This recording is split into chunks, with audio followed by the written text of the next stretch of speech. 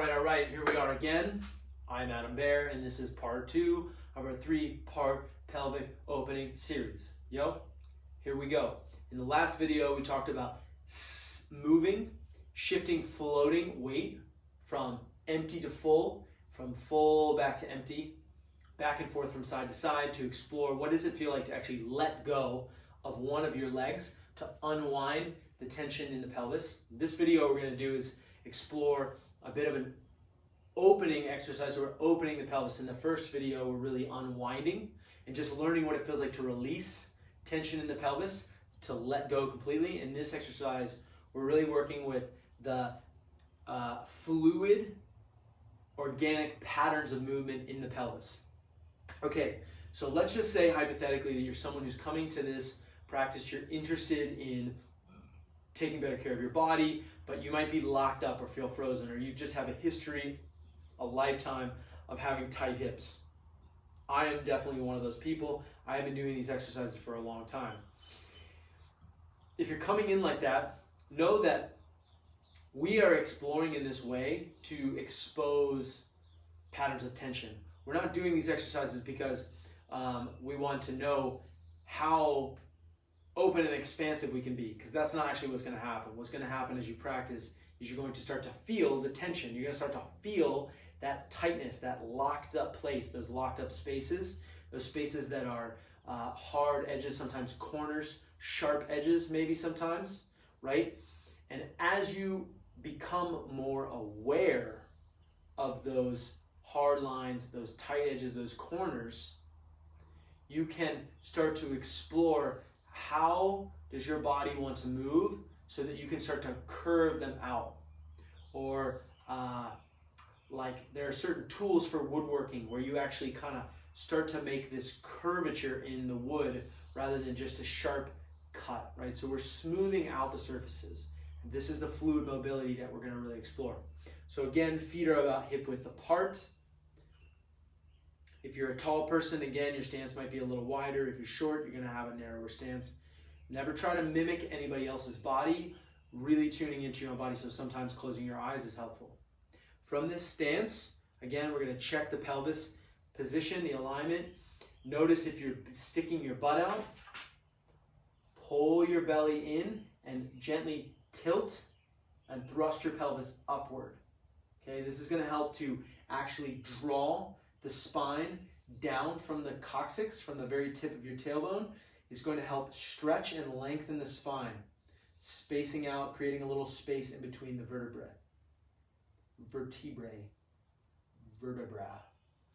Okay, so once we have that position, we've checked it out, we're not sinking too far back, we're not leaning and falling forward, we're right somewhere in the middle. Hands again can be resting on in the front, beneath the navel, right below the navel, above the genitals, like so.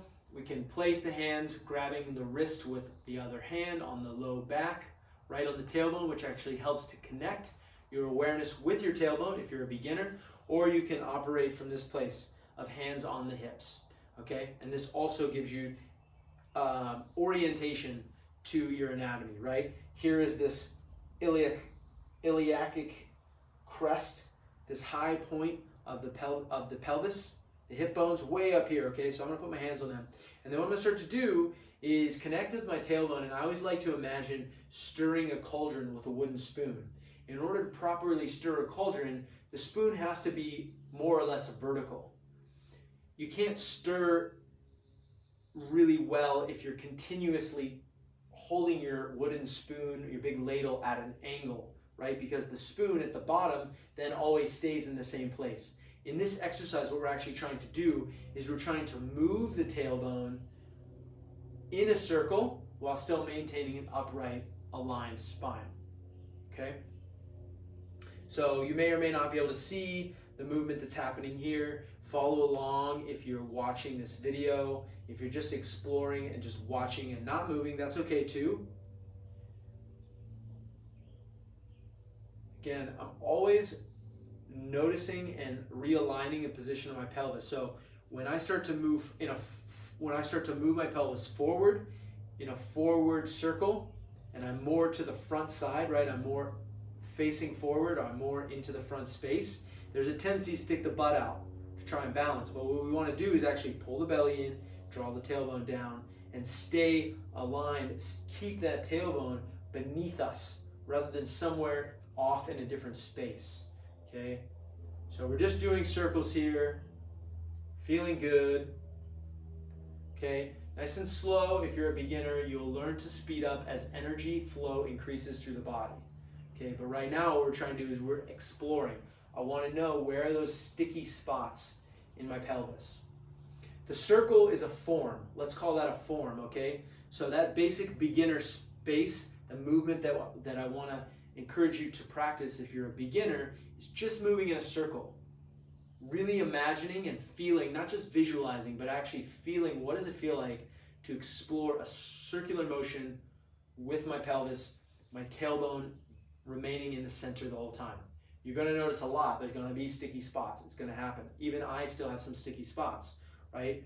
And that's why we do this movement, is because once you start to get into those sticky places, those sharp corners, and you're practicing, again, emptying from the first video, you're allowing yourself to be full on one side, feel the mounting tension in that hip, in that side of the pelvis, notice, feel into where the tension is building, and then again, draining the energy through the leg into the foot, from the foot into the earth or the surface below you, and then moving and allowing that emptiness to then become fullness on the other side.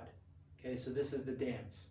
Now, as you practice this daily, especially if you're a beginner, that circle is going to become the potential for a more fluid, organic pattern of movement. Not pattern, but more organic. So now I'm starting to explore more of a figure eight.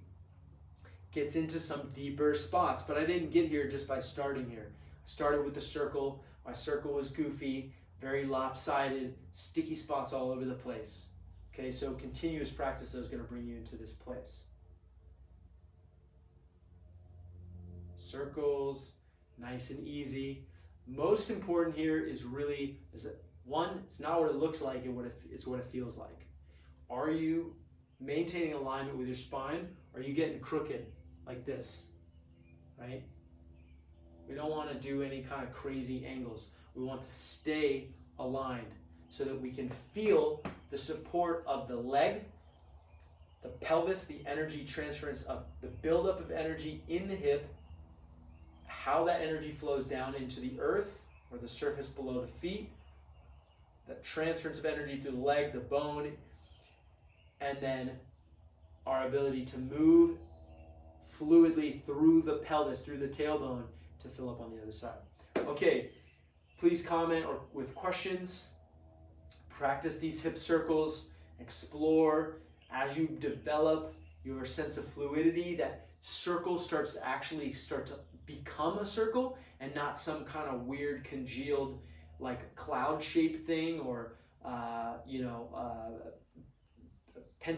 parallelogram or something like that, a rhombozoid. Then you can start to explore the figure eight and move in different ways, right? And that's that fluid, water, liquidy pattern that the pelvis loves. All right, thank you so much for watching. Come back for round 3. We're going to explore a fun, next level pelvic fluid movement exercise.